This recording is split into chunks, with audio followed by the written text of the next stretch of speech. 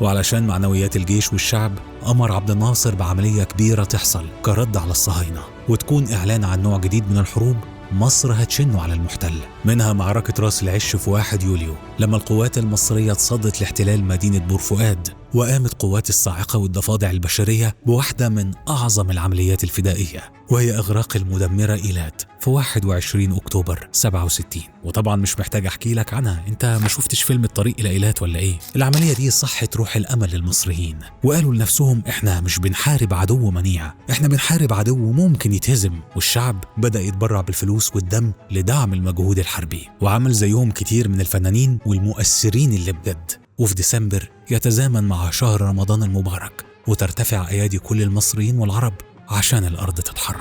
أحلف بسماها وبترابها، أحلف بدروبها وأبوابها.